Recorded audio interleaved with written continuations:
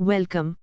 Today, we are diving into an industrial case study focused on electrical efficiency.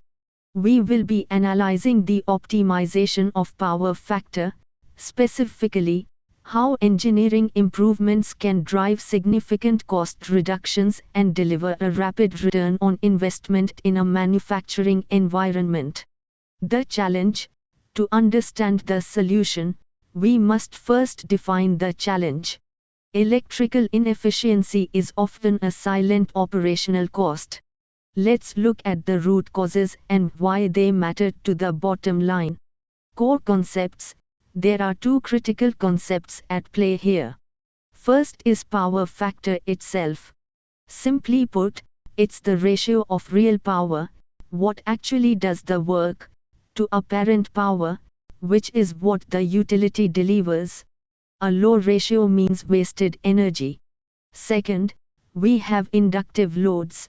In industrial settings, heavy motors and transformers require reactive power to create magnetic fields. This draws excess current without performing direct work, dragging down system efficiency. The baseline scenario: let's look at the specific facility in our case study. This medium-sized plant was suffering from consistent inefficiency. Their baseline power factor was lagging at 0.82. This inefficiency had consequences.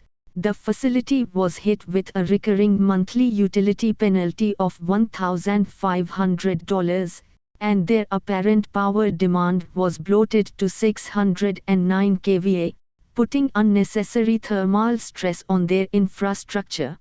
The solution: faced with these penalties, the facility needed an engineered solution. The goal was to implement a correction strategy that would not only eliminate fees but also stabilize the internal grid. Capacitor banks: the engineering team selected capacitor banks as the remedy. Inductive loads cause current to lag behind voltage. Capacitors do the opposite: they generate leading reactive power.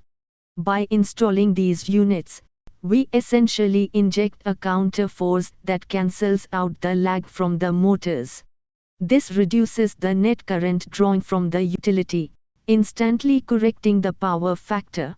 Implementation strategy: implementation wasn't just about adding hardware, it required strategy.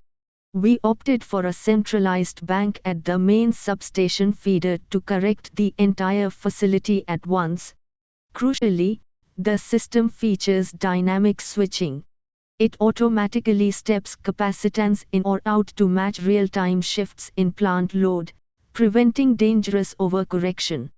Based on our calculations, 200 kVAr of capacitance was sized to lift the power factor from 0.82 to a target of 0.98.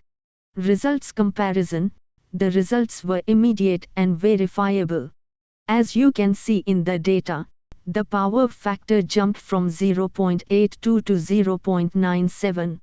Financially, the monthly penalty dropped from $1,500 to zero.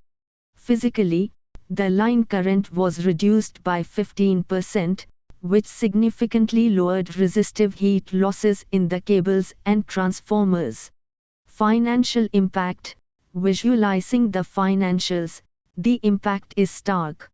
We went from a recurring red line on the balance sheet, that $1,500 monthly bleed, to a complete elimination of the surcharge. That is pure profit added back to the bottom line every single month. Return on investment: for any technical project, the ROI is the ultimate validator. With a total hardware and installation cost of $12,000, and annual savings exceeding $18,000, this project achieved a full payback in just 8 months. Note that this calculation is conservative. It doesn't even account for the extended lifespan of the equipment due to reduced thermal stress. Conclusion: to conclude, this case study demonstrates a vital lesson for plant managers and engineers. Optimizing power factor is not merely a technical compliance issue, it is a fundamental financial strategy that pays for itself. Q&A. Thank you for your attention.